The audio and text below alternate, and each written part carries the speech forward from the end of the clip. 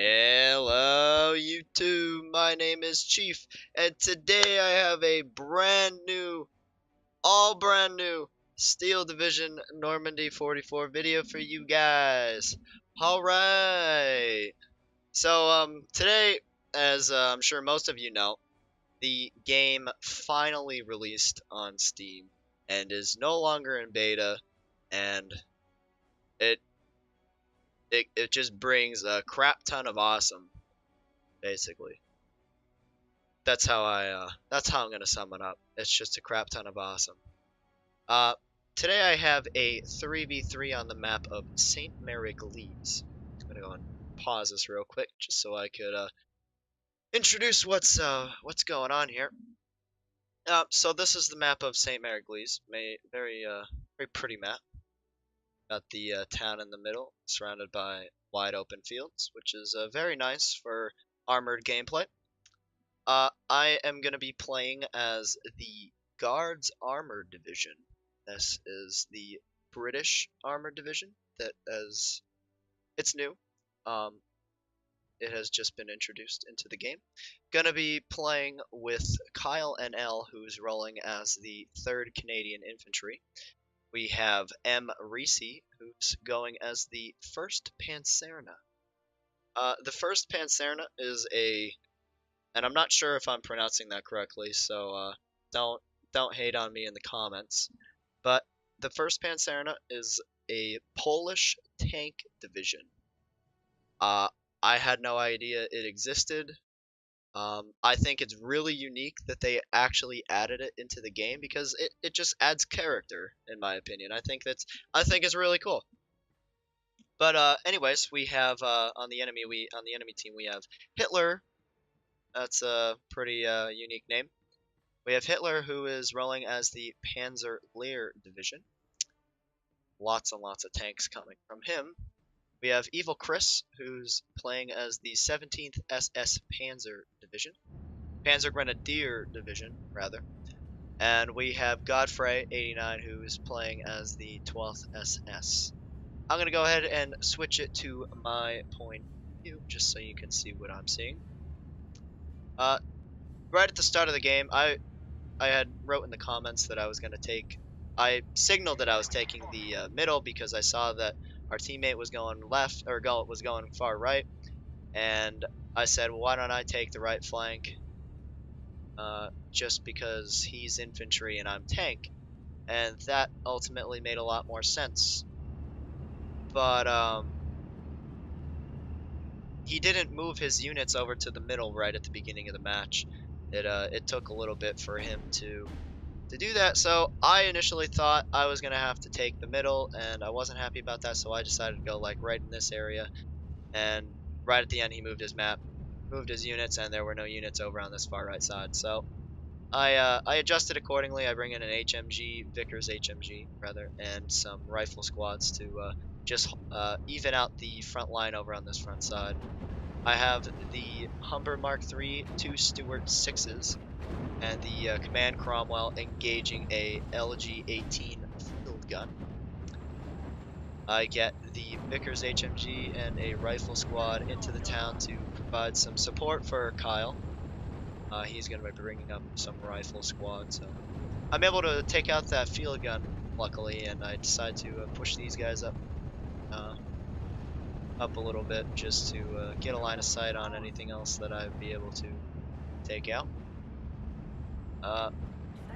M. Reese is going to be putting a flank on these on Hitler as he's caught off guard. All these Morris LRCs and some Cromwells and Staghounds. Got a Stuart V Zviad. I'm not entirely sure if that's how you pronounce it, but we're gonna roll with it. Dropping off the rifles. Actually, I didn't intend to drop them off there. They got targeted by a Pack 38 who had a line of sight on my trucks moving in on this road. So I try getting them into these buildings as quick as I can. Bring up the Vickers HMG. Gonna put him in this building just to provide some extra fire support in case Godfrey decided to rush any infantry. Now, this is really unfortunate. The enemy's gonna have a pack gun here, and I wasn't aware of this because, well, I'm stupid. Anyways, I thought I'd be able to push these tanks over here to assist the riflemen on this side, and I thought that because right at the beginning of the game the front line wasn't really influenced by them too much, so I didn't think there was much over here, and I thought I could get away with that, but obviously I didn't. I decided to bring up a 6-pounder anti-tank gun to solidify this front line here. Grenadiers are going to be engaging my rifle and squad guys. AT gun still opening up. I'm going to lose this Humber Mark IV to the Stug 3 that Evil Chris is going to charge forward through this field here. Unfortunately, my rifles on this side surrender due to the immense amounts of Spähtroop and the Panzer Grenadiers. Riflemen are going to be pinned down by the some sort of artillery over on this far right flank. Bring up some recce to kind of give me eyes in this right center area. 6-pounder is going to be engaged with that Stug 3. Gonna be taking some damage there. Hopefully I can get another shot off. There you go. Stug 3 is gonna go down pretty quickly to that 11 AP on the 6-pounder. So really happy about that. That's a large amount of money that Chris spent on that tank, and that was able to be taken out pretty quickly. I do see the enemy is bringing up some sort of armor on this far right side. Riflemen are pinned down behind enemy lines. That's no good. 223 is going to be charging forward, trying to make them surrender. Please don't surrender. Holy smokes. Wow. Look at the progress made. We're currently running a +2 advantage with 60% map control. Emrisi is just going to take control on this entire left flank over here. He's really going to put Hitler on his ass. That's funny, because Hitler was literally put on his ass. I know, only I find my stupid jokes funny. Got the Cromwell 5s along with the Morris and the Staghound that is going to die, fortunately, to these multiple AT guns. Another Morris pushing on this Panzerwaffe. Hopefully he's able to take him out. Loads of infantry coming in from Emrisi along with some Cromwells. He's got the HMG of some sort and the Lloyd carrier. Over here on this far right flank, I see a Butte Cromwell along with a 223 pushing up. 223 is going to be providing the extra veterancy for the Cromwell, so it isn't absolutely terrible, but he's still terrible. I don't like you. You're a pain in the ass. And, well, I hope you die.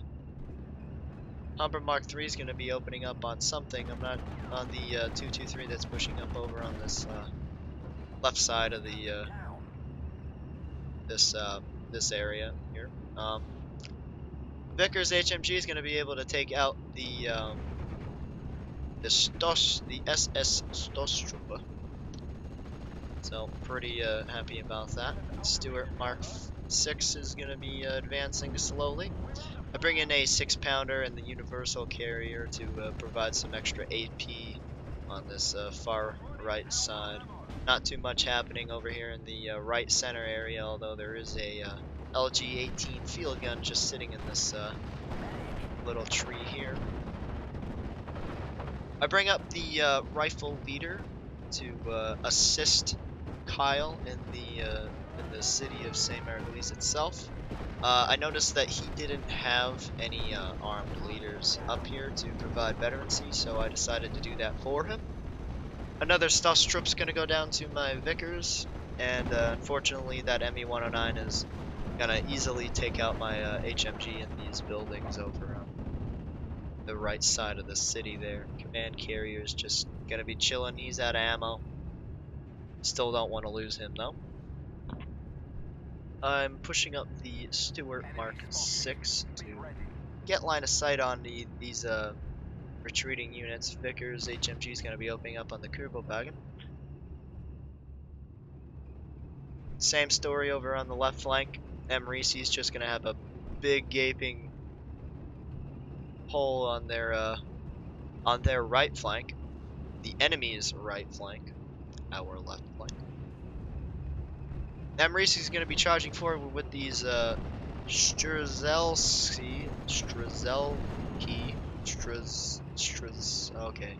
Not even going to try to pronounce that anymore because it is a mouthful. Let me know down in the comment section how to pronounce that because I have absolutely no idea. But they're going to be forced to fall back due to the immense amount of 81mm mortars that Evil Chris is going to have in this area. Not too much happening on the right side. I'm bringing up, say, some a Willys MMG Jeep that is transporting some recce squads to provide some eyes over on this side. Not sure what this is. Looks like a Firefly of some sort. Not too thrilled that that's pushing up. I bring in the Spitfire Mark 19, I believe that is, to take out this field gun that was sitting in these trees, and well, he goes down pretty quickly due to those 200 and whatever pound bombs that the Spitfire Mark 19 uses. Yep, Butte Fireflies over here on this far right flank, so that is definitely going to be a problem. I'm just hoping that Phase B can get here a little quicker so I could get something that is going to deal with that accordingly. 223 is going to be pushed up. Not doing too much. He's just kind of, I guess you could say, watching this this flank over here, making sure I don't sneak up any 18s. Willys MMG Jeep is going to go down, but the recce squad are still alive. Finally, Phase B commences, and shortly I'm going to be able to bring in something that is definitely a match, and I'm really happy about. I'm going to be able to take this guy out, hopefully quickly. And here you go, folks. The Firefly. I wasn't too sure how the Guards Armored was going to be, but once I found out that there were Fireflies in it, oh my Lord have mercy. This thing is a beast. And look at the camouflage on it. Look how cool. How freaking cool that looks. Oh, it's awesome. I also bring in the Sexton artillery gun to self-propelled artillery gun to kind of suppress these AT guns because I don't want them getting any cheeky shots on the new Firefly that I'm bringing up. That will definitely be a even match for the Butte Firefly. HMG is going to be opening up on the Panzer Grenadiers, but the Butte Firefly has something to say about that, as he is going to be opening up with his MG on their hideout building there. Firefly is slowly making his way up to the front line. Currently running a +2 advantage with 61% map control over the enemy. Really really fantastic gameplay over by Emerisi on the left side. He used his units that he had available to him to his advantage and was able to handle what Hitler was throwing at him accordingly. So, nice job over on that left flank. Really, he was probably the reason we won this match. Really provided us with that early lead and then extending it to the +2, 62%. Kyle's Spitfires are going to get taken out. Well, one of them at least, by the ME-109s and the multiple flak guns. Alas, my Firefly has arrived. And I also decided to bring up another Firefly to assist him. What is this? Oh Oh my god. What the hell is that? Boy, this isn't good. It's frickin' Michael Whitman himself. Oh my lord. He's gonna be taking some shots by the sexton, but he does not give a shit. He is just gonna charge forward, not a care in the world. I move up the Firefly, because I figured he's just gonna try making a massive push with these two tanks. So I move up the Firefly to get a line of sight on him, and let's see if it pays off for me. Holy smokes. That is a very, very dead tiger. I couldn't, when that happened in this game, I couldn't believe that a Firefly was able to one-shot Michael Whitman's tiger. Holy smokes. For those of you who don't know, you could get Michael Whitman. He is one of the cards that you get for pre-ordering this game. If you get the digital deluxe edition, I'm not entirely sure if that's what it was called, you get a whole bunch of other cards to play with that have aces from World War II. I believe the 101st Airborne Division, that provides you with the Dick Winners for him. Firefly on Firefly. Let's see who wins this matchup. 16 and 11 versus 16 and 11. Transmission's dead. Boom! View Firefly is not a match for my Firefly with the Guards Armored. I decided to pull him back because his transmission is damaged and his morale is really low. I really don't want to lose him because, well, he just took out Michael Whitman and another heavy tank, so I don't want to lose him. He deserves a medal. I want to get him home safely as I can. So I bring up another Firefly to replace his presence. 6-pounder is going to be pinned and eventually goes down to the rocket artillery that Godfrey decided to bring in. Still running a +2 lead with 60% map control. Finally getting some ground on the enemy side of the town over in Sainte-Mère-Église. Lots of air combat going on. The enemy's gonna be bringing in some FWs and 109s, it seems, to take out Kyle's Spitfires. Hopefully none of these guys go down, and they get out right in the nick of time. I decided to bring up a Sherman 5 to just to kind of provide some additional support and take out the lighter vehicles while these Cromwells, oh god, I'm an idiot, while these Fireflies deal with the heavier tanks. Absolutely stunning. Just look at that. Look at that guy. Holy crap. The camouflage on these tanks are just outstanding. I love it. They look so cool. Enemy's going to be bringing up a Pack 40 75mm AT gun to take out my Fireflies, which is really worrying me because at the moment he has line of sight. I'm trying to take him out with the Sexton artillery. They're going to be pinned down at the moment. I'll try getting him out of there. I don't want to bring him over here because I saw additional infantry pushing up. Probably Panzer Grenadiers, and they have Panzerfaust, and if they get too close, then bye-bye Firefly. Trying to get some shots off on this Pack 40. Luckily, that was a miss.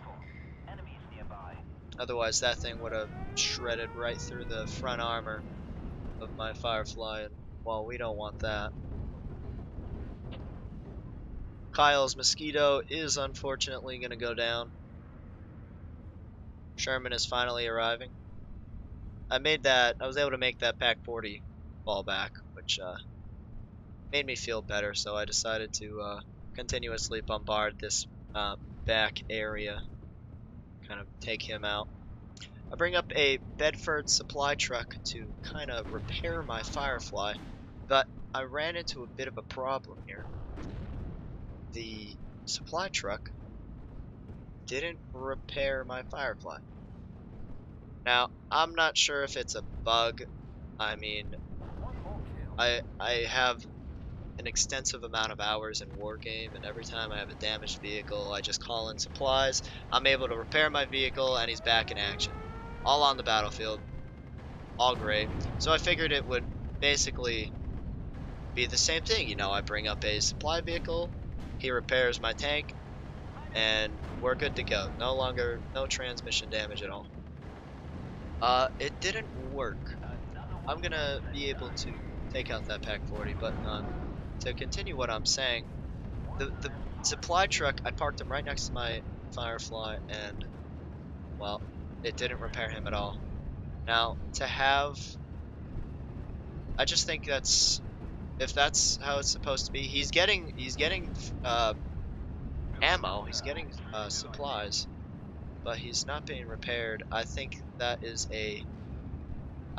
really silly if you're gonna have tanks that can have broken tracks or are gonna have transmission damage or a broken gun. You know, I think there needs to be a way that you can fix them.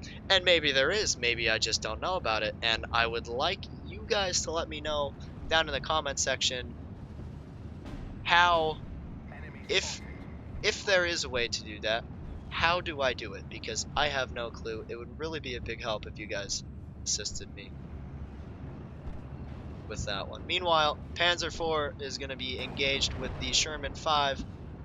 I decided to bring over this 6-pounder to assist with this battle because I'm not too sure with the 14 AP and the 11 front armor.